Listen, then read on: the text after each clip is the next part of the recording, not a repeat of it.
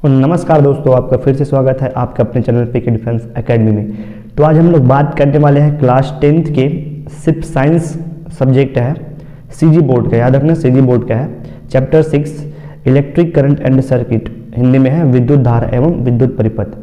तो इसको जो आईएमपी क्वेश्चन है, ये सिर्फ आईएमपी सिर्फ 10वीं के बेस से नहीं है, ये इंडियन आर्मी के जो नॉर्मल जो साइंस होता है उसके हिसाब से भी एकदम अच्छा प्रश्न है। और इंडियन नेवी के एमआर के लिए जो नॉर्मल साइंस के जो क्वेश्चन आते हैं उसके लिए बहुत अच्छा प्रश्न है। तो यार ये बहुत अच्छा इंपॉर्टेंट प्रश्न जो दिया गया है, ये भी दिया गया है और आगे जो प्रश्न करते जाएंगे धीरे धीरे वो कंप्लीट होते जाएगा।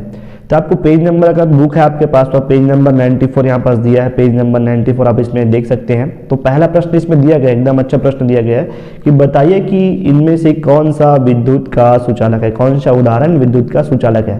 तो ये जो इसे स्टार्ट करने से पहले ये तो मैं बता देता हूँ कि बूंद बूंद से घड़ा भरता है।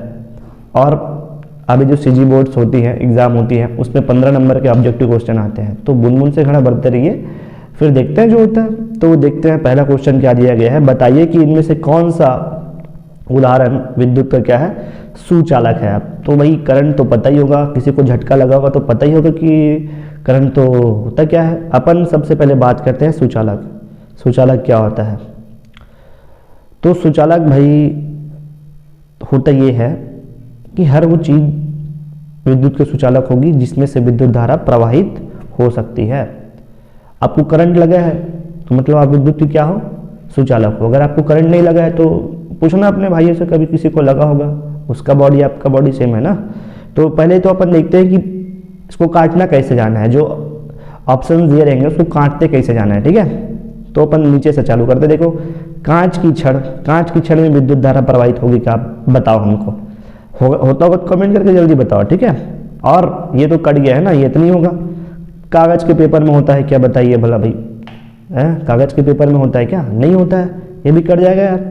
और देखो एक लकड़ी का टुकड़ा दिया है, लकड़ी का टुकड़ा में कभी होता है क्या? नहीं होता है। कौन बचा?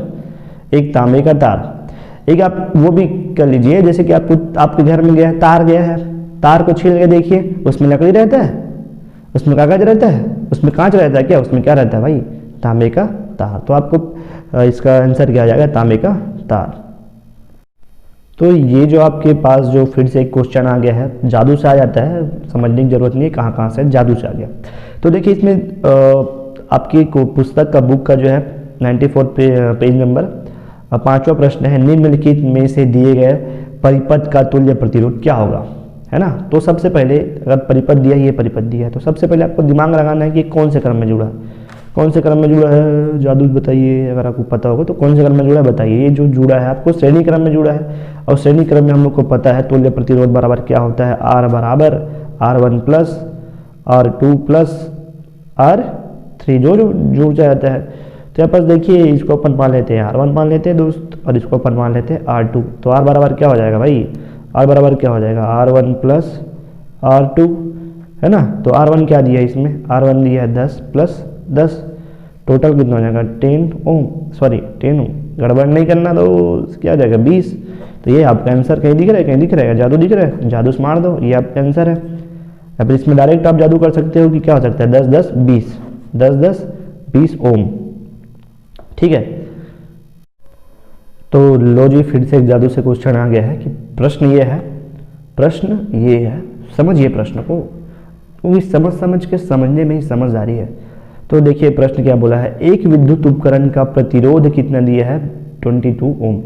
22 ओम जो आपको प्रतिरोध दिया है, 22 ओम उसका प्रतिरोध दे दिया है। विभव 220 वोल्ट है। उपकरण को विद्युत स्रोत से जोड़ने पर बहने वाली धारा का मान आपको ज्ञात करना है। बहने वाली धारा का मान आपको ज्ञात करना है। तो देख लो भाई कैसे होता है, जो अगर आपको पहले पढ़ा दिया था ओम के नियम आपको लगाना है। बेचारा ओम का नियम को यूज करने नहीं आता तुम लोग को। ओम के नियम क्या होता है? V बराबर I R। ओके, समझ रहे हो? नहीं समझ रहे हो?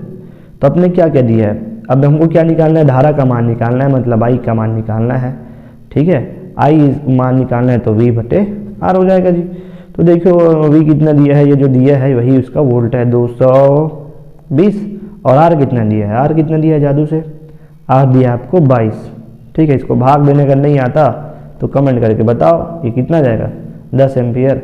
ये आपका जो है आंसर है। अगर समझ नहीं आ रहा तो कमेंट करके जल्दी से जल्दी बताओ यार, और जो 2 क्वेश्चन बचा है उसको बताइए। अगर समझ नहीं आता है तो फिर अपन बताते हैं, और कुछ परेशानी हो तो कमेंट करके जल्दी से जल्दी बताओ यार।